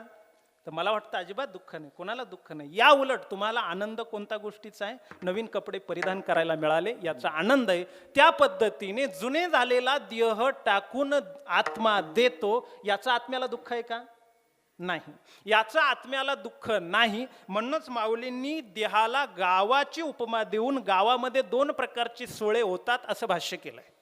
ती ओवी, देहाची या गावा आली या, जन्म मृत्यूची या सोळी या, ना म्हणू नये धनंजया जिया परी. बऱ्याच जणांना इथे माऊलींच्या या ओवीवरती शंका येते. खरं तर संत वचनावरती अजिबात संशय घेऊ नये, पण घेतात काही बुद्धिवादी. ते असं म्हणतात, जन्माचा सोहळा आम्हाला मान्य आहे, पण मृत्यूचा सोहळाच आम्हाला मान्य नाही. बरं, ज्ञानोबांचीच रीक पुढे जगद्गुरु तुकोबांनी ओढली. जसं हे म्हणतात जन्म मृत्यूच्या सोहळ्या माऊली म्हणतात ना, त्या पद्धतीने जगद्गुरु तुकोबाराय पुढे असंच म्हटलेलं आहे, आणि तो झाला सोहळा अनुपम्य. म्हणजे त्यांनी सुद्धा मृत्यूला सोहळा म्हटला. केवळ माऊलींनीच म्हटलं असं नव्हे, तुकोबाराय सुद्धा मृत्यूला सोहळा म्हणतात. मग हे मृत्यूला सोहळा का म्हणतात? तर ते त्याच्याचमुळं म्हणतात. का? कारण देहाचा त्याग केला जातो, जुनं झालेलं शरीर आहे ते त्यागलं जातं, आणि नवीन जे शरीर आहे ते स्वीकारलं जातं. म्हणून आत्म्याला, जसं तुम्हाला नवीन कपडे परिधान करायला गेल्यावर त्याचा उत्साह असतो, आनंद असतो, त्या पद्धतीने देहाला सुद्धा नवीन आत्म्याला जेव्हा नवीन देहामध्ये जायचं असतं त्याचा आनंदच असतो. म्हणूनच मृत्यूला सुद्धा शास्त्रकार सोहळा म्हणतात. विठाला विठाला. हो. आणि आता बघा, हा जो श्राद्ध विधी या 4ही मुलांनी केला आहे, त्यांच्या नातवांनी केला आहे, बाबांच्या सगळ्या ह्या कासार परिवारांनी केला. आणि मला या कीर्तनाच्या सेवेकरता आमच्या राजूभाऊंनी बोलवलं. राजूभाऊंनी मला मागेही एकदा आपलं गोपाळ काल्याचं कीर्तन झालं श्रीकृष्ण मंदिरामध्ये, त्यावेळेला त्यांनी आमंत्रित केलं होतं. आणि नंतर मला खरं म्हणजे आमचे हे चोपदार भाऊ आहेत बाळासाहेब काका, मिर्झापूरला भेटले होते, तेव्हापासून त्यांनी आम्हाला ध्यानातच ठेवलं आहे की नाही. मिर्झापूरला पुन्हा जाऊन आलो बरं का मी, आणि पेमगिरीलाही होतो आता नवरात्रामध्ये. तुमच्या भागामध्ये माझं येणं आहे, पण हे सगळं जे काही आहे, तुम्ही सगळे गोपाळ तर या ठिकाणी उपस्थित आहेत, खेळतायत बिचारे, पण ही ज्येष्ठ श्रेष्ठ सुद्धा, मृदुंगाचार्यांचं नाव काय? भाऊसाहेब महाराज. भाऊसाहेब महाराज या ठिकाणी, माझ्याबरोबर कार्तिक महाराज आहेत, जालिंदर महाराज या ठिकाणी. महाराजांचं नाव अविनाश महाराज. इथलेच का तुम्ही? संगनमेरचे अविनाश महाराज आहेत. इथे शूटिंगसाठी आमचे ऋषिकेश भाऊ उपस्थित आहे, माझ्याबरोबर आमचे विद्यार्थी रोहित आलेला आहे, आणि इकडे महिला विनेकरी बाबा तुळस घेऊन भगिनी उभ्या आहेत. या सगळ्यांच्या याच्यामध्ये आजचा जो कीर्तनाची सेवा आहे याचं प्रयोजन फक्त एकच. या भाऊंनी सुद्धा 4ही मुलांनी, त्यांच्या नातसुना असतील, नातू असतील, परिवाराने एवढा खर्च का केला? सिस्टीमवाले दादा आहेत, त्यांना पण त्यांनी बोलवलं, सगळी व्यवस्था त्यांच्याकडून करून घेतली. हे सगळं का करायचं? हा खर्च का करायचा हे लक्षात घ्या अगोदर. बऱ्याच लोकांना असं वाटतं हे व्यर्थ आहेत, उगाचच खर्च करायचा, काही घरातल्या घरात पूजा केली तर चालत नाही का? पण एक गोष्ट लक्षात ठेवा, वर्ष श्राद्ध विधी म्हणजे मी ज्या आत्म्याबद्दलचं भाष्य केलं की तो आत्मा अमर असतो, चिरंतन असतो, तो नित्य असतो, तो कधीही विकारी, तो कधीही हे होत नाही, मरत नाही, किंवा त्याला अग्नीही जाळू शकत नाही, शस्त्राने कापता येत नाही, वायूने त्याला वाहून नेता येत नाही, किंवा पाण्याने तो ओलाही करता येत नाही, म्हणजे भिजवता येत नाही. असा जो आत्मा आहे, असा या आत्मा बाबांचा पण आज आहे, पुढेही राहणार आहे. जरी वर्ष लोटला असेल म्हणून ते देहाने तुम्हाला दिसणार नाही, कारण त्यांचा देह, आपण सगळेजण अंत्यसंस्काराला असाल, त्यांचा देह इथंच राहिला, तो गेला नाही. पण आत्मा ही म्हणजे त्या माणसाचा विषय मिटला असं कृपया कोणीही समजू नये. नुसतं बाबांचाच नव्हे, आपल्या गावातली नातेवाईकांमधली जेवढी मंडळी गेली असतील ती देहाने गेलेली आहेत. आत्म्यांचं त्यांचं वास्तव्य आज आहे. फक्त त्यांचं जसं कर्म गती असेल त्या पद्धतीने ते वेगवेगळ्या युनिट कार्यरत असतील, पण आत्मा त्यांचा अमर आहे हे शास्त्राचं वचन असल्यामुळे आपल्याला त्यांची आज वर्ष श्राद्ध या निमित्ताने, श्राद्ध शब्दाचा संधी विग्रह केला तर याची फोडच अशी होते. श्राद्ध म्हणजे काय, श्राद्ध कशाला म्हणायचं, तर श्रद्धेने तर्पण करावयाचा विधी ते श्राद्ध. आणि म्हणून या ठिकाणी श्राद्ध विधी हा महत्वाचा आहे. श्रद्धेने तर्पण या ठिकाणी आपण करतो आहोत. ते का करायचं, तर ती म्हणजे कृतज्ञतेची भावना असते. शब्द दोन आहे मराठी व्याकरणामध्ये. मराठीमध्ये कृतज्ञ आणि कृतज्ञ असे दोन शब्द आहे. कृतज्ञ म्हणजे काय, तर केलेल्या उपकार जो विसरून जातो तो कृतज्ञ, आणि केलेल्या उपकाराची जाणीव जो ठेवतो तो कृतज्ञ. आणि म्हणून आज आपल्याला या उपकार, या बाबांचे जे आहेत, या बाबांनी जे काही आपल्या या परिवारावरती उपकार आहेत, मुलांवरती उपकार आहेत, कारण त्यांच्यामुळे हे बघा, प्रत्येक माणसाच्या रक्तामध्ये आईकडलंही रक्त असतं 7 पिढ्यांचं, आणि वडिलांकडलं सुद्धा 7 पिढ्यांचं रक्त असतं. त्यामुळे जन्माला येणाऱ्या प्रत्येक माणसावरती 3 प्रकारचे ऋण आहे. पितरांचे ऋण आहे, देवाचे ऋण आहे. हे शरीर आपल्याला फुकट मिळालंय, देवानं दिलंय, त्या देवाचे ऋण आहेत. आपल्याला संतांनी उपकार केलेत, ऋषींचे उपकार आहे, कारण आपल्या चांगल्या मार्गामध्ये आपण आलो म्हणून ऋषींचे पण उपकार आपल्यावरती आहेत. ऋषींचे उपकार आपण मानले पाहिजे. सांगायचं तात्पर्य असं, ही कृतज्ञतेने आज आपण आठवण काढली पाहिजे, बाबांची आठवण काढली पाहिजे. त्याचं कारण असं आहे, माणसाची व्याख्या करायची ठरली तर ती कृतज्ञता हा शब्द टाळून माणसाची व्याख्या होत नाही. ऐका, ज्या पद्धतीने तिखट नसेल तर तिला कोणी मिरची म्हणत नाही, गोड नसेल तर त्याला कोणी ऊस म्हणणार नाही, तुरट नसेल तर त्याला कोणी तुरटी लिंबू म्हणत नाही. लिंबाचा गुणधर्म आहे आंबटपणा, चिंचेचा गुणधर्म आहे आंबटपणा, ऊसाचा गुणधर्म आहे गोडपणा, साखरेचा गोडपणा. आणि तुम्हाला सांगू, तसा माणसाचा धर्म जर तुम्ही विचाराल तर काय, तर माणूस कशाने ओळखायचा, 2 डोळे आहेत, 1 नाक आहे, ओठ आहेत, माणसासारखी ठेवण आहे, त्याची बॉडी अशी दिसते म्हणून तो माणूस. याच्यावरून माणसाची व्याख्या करायची अजिबात नाही. तर शास्त्रकार असं म्हणतात, जो ज्याच्याजवळ कृतज्ञता आहे तो मनुष्य. विठाला विठाला. म्हणून माणसाने कृतज्ञ असलं पाहिजे. असं सांगितलं जातं, जगामध्ये अमेरिका सुद्धा कृतज्ञता दिन नावाचा वर्षातून 1 दिवस साजरा करतात. कृतज्ञता काय आहे, एक राजा गुरुला भेटायला निघाला, आणि जात असताना त्याने, गुरु आता समोर आहे, मग गुरुकडे जाताना आता चप्पल कशी घालून जायची, म्हणून त्याने ती चप्पल पायातून काढली, हातात घेतली आणि अशी दोन्ही दिशेला भिरकावून दिली, आणि पळतच गुरुकडे आला, गुरुच्या चरणावर साष्टांग दंडवत घातला, आणि घातल्यानंतर गुरुंनी त्याला मागे हकललं. गुरुने सांगितलं, ज्या चपला तू भिरकावून दिल्या त्या चपलांबद्दल तू कृतज्ञ नाहीये. काट्याकुट्यांच्या रस्त्यातून माझ्यापर्यंत मार्गक्रमण करत तू आला, पण ते आणलंय कोणी, तर त्या पादत्राणांनी आणलं, आणि इथे आल्यानंतर त्यांनी तुझ्यावर केलेले उपकार तू विसरून गेला आणि त्या चपला तू भिरकावून दिल्या. हे मला आवडलेलं नाही. ते पादत्राणं परत घेऊन ये. पादत्राणं जरी असले पण त्यांची सुद्धा कृतज्ञता आपण मानली पाहिजे, ही आपली संस्कृती आहे. म्हणून जुने लोक बघा, एकमेकाला पाय लागला, शिराईला जरी पाय लागला, कुठल्या वस्तूला पाय लागला तर दर्शन घेतात. नवीन पिढीला पण ते संस्कार ते घेतात. हे पाय लागला, पाय पड. का सांगतात? कारण त्याचं कारण तेच आहे. आता त्याचं एक कारण आहे, प्रत्येकात ईश्वर आहे म्हणून ईश्वरालाच पाय लागला असं समजून त्याचं दर्शन घ्यावं आणि माफी मागावी, हा पण त्याच्या पाठीमागचा भाव आहे. पण दुसरा भाव असा की ज्याने आम्हाला जगवलं, हे बघा, आपल्याकडे जे आले, जुन्या लोकांनी जे संस्कार दिले किंवा शास्त्रकारांनी काही जे सांगितलं की आपण ज्याच्यामध्ये स्वयंपाक करतो त्याच्यात जेवू नये, म्हणून आमच्या आजीने, आमच्या आईने कधी टोपल्यात जेवू दिलं नाही. जुने लोक सांगतील, पातेल्यात कधी भोजन करू दिलं नाही, कढईमध्ये कधी जेवू दिलं नाही. नवीन मुलं विचार जेवल्यानं काय होतंय, त्याला काय होत आहे, तुझं आपलं युगाचं बघूल्यात जेवू नको, कढईत जेवू नको, तव्यावर खाऊ नको. अरे पण त्याचं कारण असं आहे, खाल्ल्यानं काही होत नाही, पण त्याच्याबद्दलचा भाव आहे. काय भाव आहे? कृतज्ञतेचा भाव आहे. का ज्याने आम्हाला अन्न बनवू दिलाय, आमच्या पोटामध्ये अन्नाचा कण पडू दिलाय, ज्या वस्तूमुळे आम्हाला मिळालंय. उंबऱ्याला जरी पाय लागला तरी पाया पडण्याची परंपरा आहे आमची. ही कृतज्ञतेची संस्कृती आपली. आणि म्हणून अध्यात्म काय शिकवतो? केवळ अंगारे देणे, धुपारे देणे म्हणजे अध्यात्म नाही. लोकांना भक्ती काय वाटते, लोकांना अध्यात्म काय वाटतं? लोकांना असं वाटतं टिळे लावले, टोप्या घातल्या, माळा घातल्या, खाजव येईल तिडच गंध ओढले म्हणजे झालं अध्यात्म, झाली भक्ती सकळ संपूर्ण पूर्ण. असं नाही आहे. भक्तीची व्याख्या याच्यापेक्षा वेगळी आहे. परमपूजनीय पांडुरंग शास्त्री आठवले सांगतात, भक्ती इज सोशल फोर्स.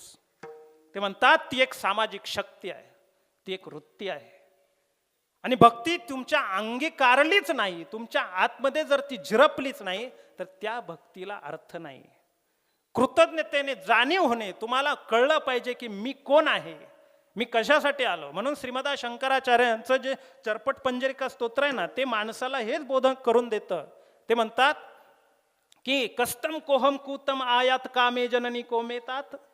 तू कोण आहे, कुठून आला, कशाला आला, हे जर तू समजून घेतलं नाही तर तू माणूस नाही, तू कृतज्ञ नाही. म्हणून माणसाची व्याख्या जर काय करायची असेल तर ती कृतज्ञ आहे. आणि या मानव जातीलाच तुकोबाराय सांगतात की तू सावध हो, अभंगाचं पहिलं चरण. सावधानाई से पाय विचारा, सावधानाई से पाय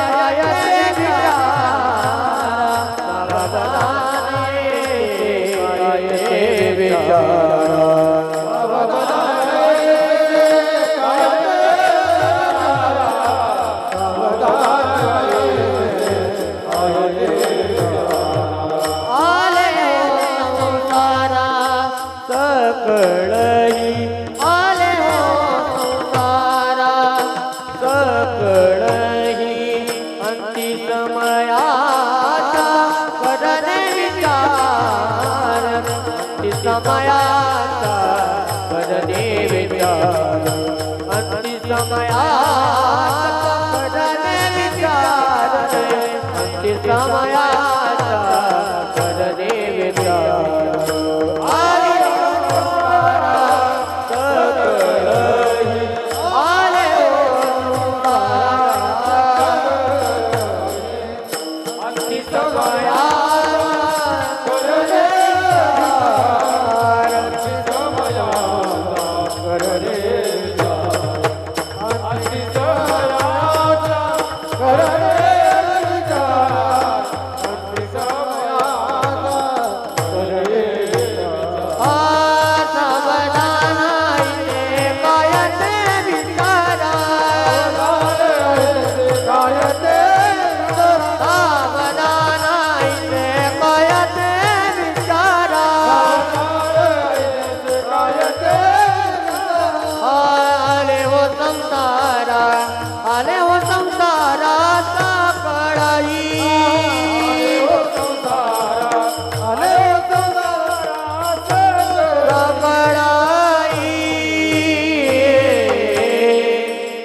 एकदा परंपरेप्रमाणे भजन घेऊ. सर्वांनी वरती हात करा.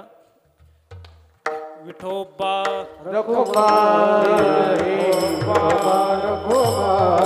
हरी जय हरी विठोबा रघुमाई जय विठोबा रघुमाई हरी जय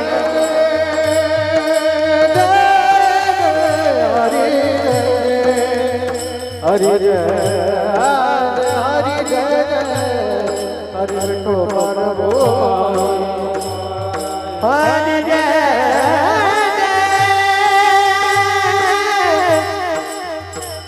जय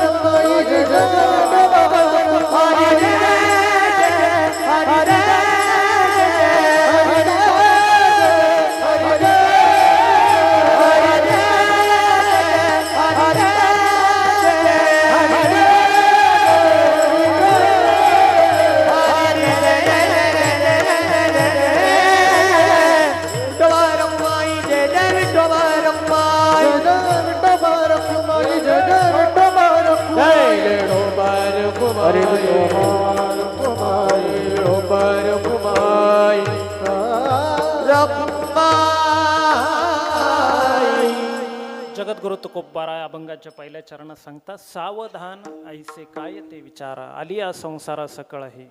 सर्वांनी म्हणजे इथे चारही वर्ण, ब्राह्मण क्षत्रिय वैश्य शूद्र आणि सर्व योनी, चारही आश्रम, ब्रह्मचर्य, गृहस्थाश्रम, वानप्रस्थम आणि संन्यासाश्रम, अशा चारही वर्णातल्या आणि चारही आश्रमातल्या लोकांनी हा विचार करा. इथे जे आलं ना, आले हो संसारा सकळ, संसाराला आलेले सकळ जन.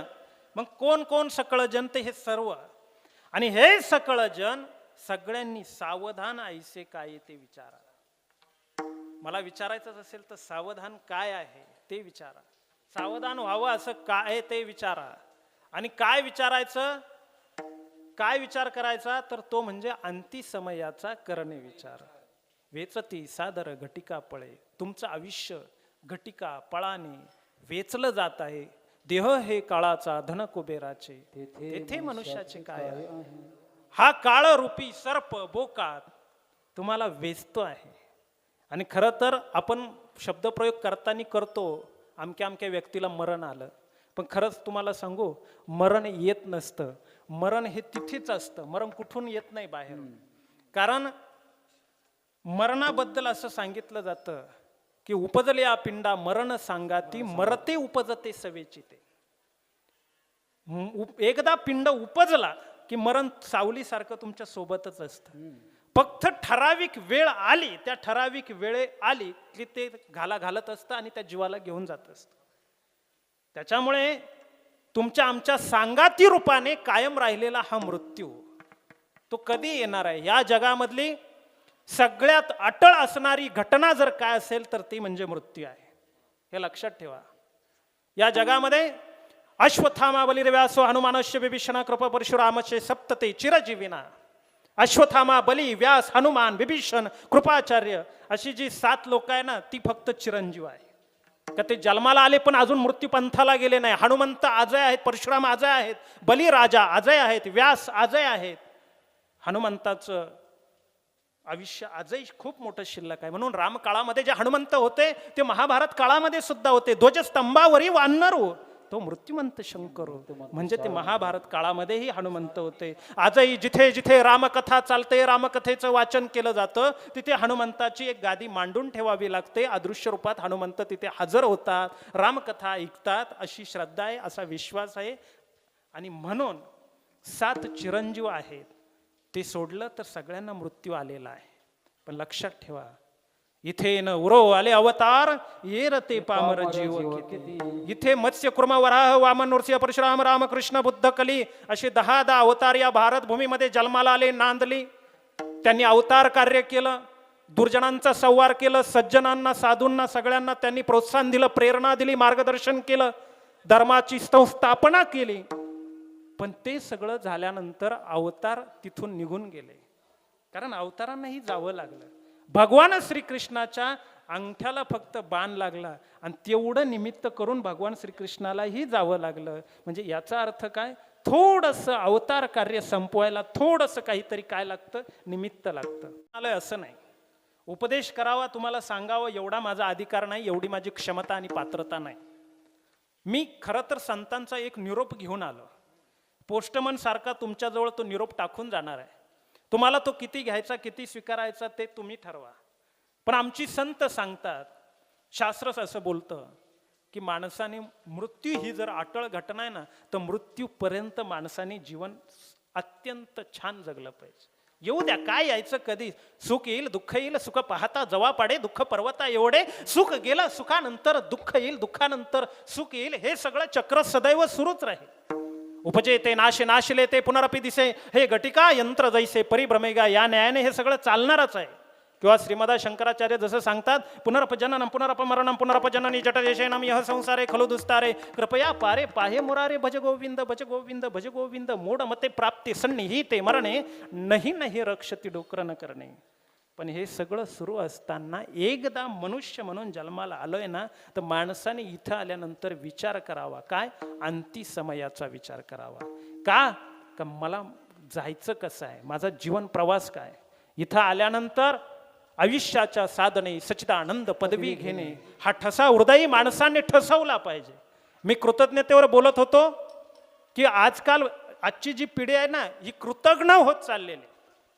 आई बापाने आम्हाला का जन्म दिला असा प्रश्न विचारणारी मुलं आहेत, शिकलेली सवरलेली युनिव्हर्सिटीची ग्रॅज्युएट असलेली. पण ती मुलं प्रश्न विचारतायत, आम्ही दरिद्री आईबापाच्या पोटी का जन्माला आलो. बापाने जर सांगायला गेलं की अरे तुझ्यासाठी फार केलं, तर मुलं सांगतात कुणी करायला सांगितलं होतं. काय करायचं बापाने आईने. अशी परिस्थिती जर असेल, आत्ता पाठीमागे पेपरला मी वाचलं होतं की कोकणामध्ये एक शिक्षक, रिटायर झालेले शिक्षक, त्यांचा एकुलता एक मुलगा अमेरिकेमध्ये लाखो रुपयाचं पॅकेज घेतोय. आई वारली मुलाची, तर मुलगा आला नाही, त्याने तिकडेच लग्न केलं, मुलं जन्माला घातली. एकुलता एक बाप एक कोकणामध्ये आपल्या फणसाच्या नारळाच्या सुपारीच्या बागा सांभाळतो आहे. बापाकडे कानाडोळा करून जगत होता, लाखो रुपयाचं पॅकेज घेत होता. दिवसामागून दिवस गेले, बापाने अनेक वेळेला फोन केले, पत्र पाठवले, त्याचं उत्तर नाही, प्रत्युत्तर नाही, बापाचा विषय नाही. 80 वर्ष बापाचं वय झालं, बापाकडे अजिबात तो आलाच नाही. आणि एक दिवस काय झालं कोणास ठाऊक, बापाची नजर थेट मुलाकडे असायची. सकाळी उठावं, थोडंफार आवरावं, थोडीफार पेन्शन मिळायची, त्याच्यावरती त्यांचा उदरनिर्वाह सुरू होता. एक दिवस ध्यानीमनी नसताना अमेरिकेवरून त्यांचा मुलगा परत आला. आल्यानंतर तो भेटला, कडकडून भेटला, 8 दिवस थांबला. बापाला सांगितलं, तुम्हाला हृदयविकाराचा आजार आहे, BP आहे, शुगर आहे, तुम्ही इथं थांबतात कुठपर्यंत. चला, तुम्ही सुनाचं तोंडही बघितलं नाही, नातू झाले तुम्हाला, नातू पण बघितले नाही, तुम्हाला मी अमेरिकेला घेऊन जातो. आणि असं म्हणून मग आता तुम्हाला परत यायचं नाही, मी तिकडेच सेटल झालोय, मी काय भारतात आता परत येणार नाही, म्हणून इथला वाडा, राहतं घर, जमीन हे सगळं विकून टाकूया. 8 दिवसामध्ये सगळा व्यवहार केला, सगळं वाडा, घर, जमीन, जुमला सगळं विकून टाकलं, पैसे घेतले, बापाला घेतलं आणि मुंबईच्या विमानतळावरती दोघंही आले. आणि आल्यानंतर त्या बापाला सांगितलं, बाबा इकडे खुर्चीवर बसा, आपली फ्लाईट किती वाजता सुटते ते मी बघून येतो. तो पोरगा गेला, परत आलाच नाही बाबा. 1:30 वाजले, 2 वाजले. बापाची दृष्टी अंधुक झालेली, जाडा भिंगाचा चष्मा डोळ्यावरती आहे. भाळावरती हात ठेवून समोर मुलाच्या आकृतीचाच एखादा देह येताना दिसला की जणू काय आपला पुत्रच आलाय. त्या आशाळभूत नजरेने बापाने बघावं, पण तो मुलगा नसावा. वेगळीच वाट वाकडी करून त्या माणसाने निघून जावं. बापाने पुन्हा नाराज व्हावं, नैराश्याच्या गर्तेत हरवलं जावं. 1:30 वाजून गेला, 2 वाजून गेले, 3 वाजले, 4 वाजले. भूक लागून गेली, भुकेचा आगडोंब पोटामध्ये उसळला. मुलगा नाही, घशाला कोरड पडली. थरथर त्या हाताने मग बाप धीर एकवटून उठला, चौकशीच्या खिडकीजवळ गेला आणि काचेच्या आतमधून एका लेडीजचा आवाज आला. तिने नाव विचारलं, बाबाने मुलाचं नाव सांगितलं आणि मुलीने सांगितलं की बाबा तुमचा मुलगा 1:30च्या फ्लाईटनेच अमेरिकेला गेलाय. एकटा 80 वर्षाच्या बापाला टाकून दिसत नाही, डोळे अंध झालेले. थरथरता हात सुरकुत्या पडल्या हातांना, काठी नीट सांभाळत नाही. त्या माणसाने कसं पाणी प्यायला घेतलं तर ती बाटली, तो ग्लास सुद्धा थरथर कापतो आहे, ओठाला तो नीट लावता येत नाही. अशी परिस्थिती त्या म्हाताऱ्याची, ज्याने अनेक पिढ्या शिकवल्या, अनेक पिढ्या सुशिक्षित केल्या, संस्कार केले, पण स्वतःचाच मुलगा मात्र असंस्कारी राहिला. शेवटी काय करावं पुढे? आता पेपरला बातमी आली की तो माणूस 80 वर्षाचा माणूस पुढची 5 वर्षे म्हणजे वयाच्या 85 वर्षापर्यंत बस स्टँडवरती भाकरी तुकडे मागून गुजराण करत होता, जगत होता, का ज्याचा मुलगा लाखो रुपये अमेरिकेत घेतो आहे. मग मला सांगा, तो वारल्यानंतर पोलिसांनी बेवारस प्रेत म्हणून त्याची विल्हेवाट लावली का ज्याला मुलं आहेत, ज्याला मुले आहेत. असं हे सगळं जर आयुष्य होत असेल तर कृतज्ञता जीवनामध्ये किती महत्वाची ही आपण लक्षात घेतली पाहिजे. माणसांना फक्त वाटतं पैसा हवा. अरे पण किती पैसा हवा, किती ऐश्वर कमवायचं, किती वैभव संपन्न व्हावायचं. माणसाने महत्वाकांक्षी असावं, पण किती महत्वाकांक्षी असावं, किती कमवावं. त्याला काही लिमिट, त्याला काही मर्यादा, त्याला काही सीमा, काहीतरी असलं पाहिजे. आणि म्हणून जीवनामध्ये संतांनी आपल्या जीवनामध्ये मूलभूत स्थानी जी भक्ती ठेवली, केंद्रस्थानी जी भक्ती ठेवली, त्या जीवनामध्ये भक्ती करा, कीर्तन करा, भजन करा, पूजन करा. कशासाठी? भक्तिभाव वाढावा, कृतज्ञता वाढावी, प्रत्येकाबद्दलची कृतज्ञता असावी. अरे एखाद्याने आम्हाला सारभूत असलेलं दूध दिलं, आम्हाला नाही त्याची परतफेड दुधानं करता आली ना, तर आसार असलेल्या ताकाने तरी त्याची परतफेड करायला चुकू नका. हे लक्षात ठेवा. नका दूध देऊ, नका घालू दूध जयामध्ये सार, ताकाचे उपकार तरी करा. पण लक्षात ठेवा, म्हणून जुन्या लोकांची म्हण आहे, जो एखादा आपल्यासाठी हातभर लावला असेल त्याच्यासाठी निदान हितभर तर लावाल की नाही. थोडी तरी क्षुल्लक तरी उपकाराची परतफेड करा. म्हणून आज या आप्पाजी बाबांचा जो काही श्राद्धविधी होतोय, त्यांच्या चारही मुलांनी, नातवांनी, नातसुनांनी, सगळ्यांनी जो काही हा सगळा जो काही कासार परिवाराने बाबांबद्दलचा जो कृतज्ञता सोहळा आहे, तो वाखाणण्या जगा कृतज्ञतेचा सोहळा या ठिकाणी पार पडतो आहे. आणि बाबांना त्यांच्या सद्गतीत लाभेलच, त्यांच्या कर्मगतीनुसार त्यांना पुढील जन्म प्राप्त होईलच. परंतु थांबताना मी आपल्या सर्वांना, आमचे राजूभाऊ आहेत ज्यांनी मला आमंत्रण निमंत्रण केलं, या परिवाराचा, आपल्या निमजकरांचा, सगळ्या पाहुणे मंडळींचा दर्शनाचा योग आला. आमचे भाऊसाहेब महाराज पण या ठिकाणी भेटले. सगळ्यांच्या चरणी साष्टांग प्रणिपात करतो आणि सेवेला पूर्णविराम देतो. फक्त पुन्हा एकदा आपल्या सर्वांना आग्रहाने सांगेल, संतांचा निरोप मी आपल्याला देईल का जीवन हे पुन्हा नाही, एकदा जन्माला आलोय. कृतज्ञता भाव जपा, भक्तिपंथाचं बोट धरा, संतांचं बोट धरून, ज्ञानेश्वरीचं गाथेचं बोट धरून जीवन मार्गक्रमण करा. आयुष्यामध्ये तुम्हाला काही कमी पडणार नाही. अभंगाच्या शेवटच्या चरणामध्ये तुकोबाराय सांगतात, देव माझा अंतरलाय. कशामुळे? डोळ्यावरती अंधार पडलाय. कशाचा? मी आणि माझं याचा अंधार पडलाय. आणि तोच अंधारावरती भाष्य करतायत तुकोबाराय अभंगाच्या शेवटच्या. तुका म्हणे देव अंतरला रे, तुका म्हणे देव अंतरला दुरी, देव अंतरला दुरे, तुका म्हणे देव अंतरला दुरे.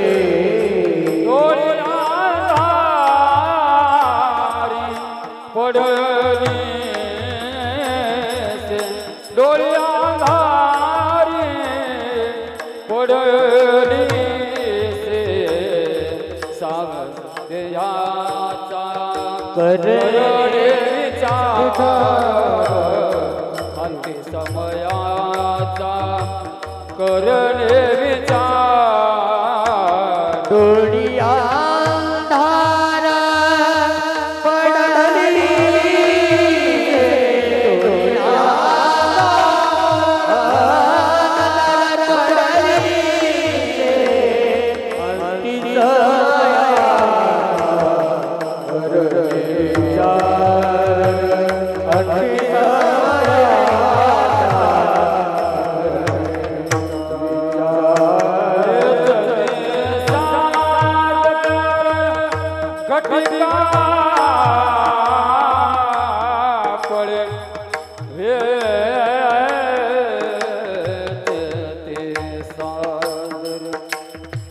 घटिका पळे ती सादर, घटिका पळे, घटिका वे ती सादर, घटिका पळे वे ती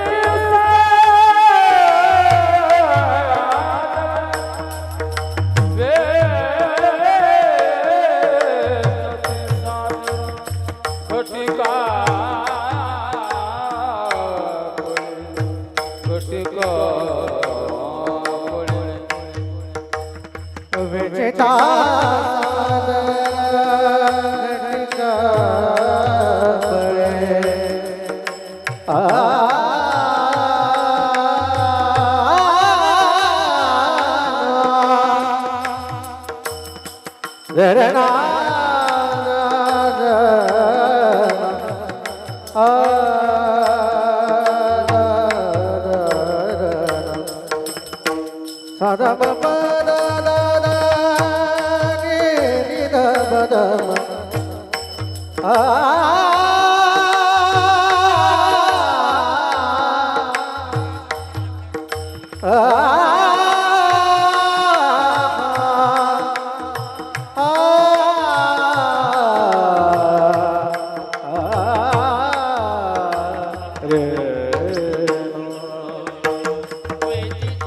सागर घटिका पळे आ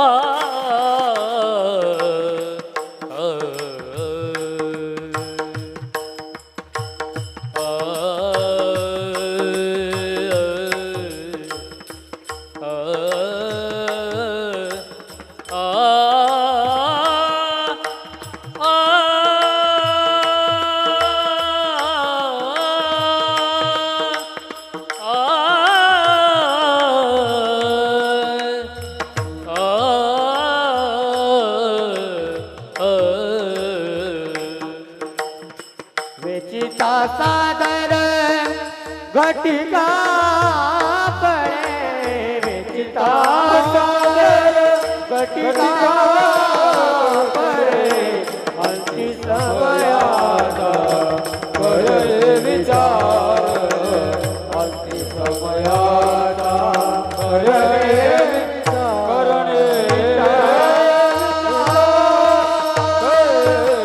ज्ञानेश्वर माऊली नारायण माऊली तुकाराम ज्ञानेश्वर माऊली नारायण माऊली माऊली ज्ञानेश्वर माऊली विठ्ठल जय जय विठ्ठल जय जय आ मोरे मोरे देवा मोरे उतनी क्षमा पराध आ ये विचारे रा क्षमा पराध तुका मरे ज्ञानेश्वरा का पाया पेटी करा क्षमा पराध महाराज देव तुकारा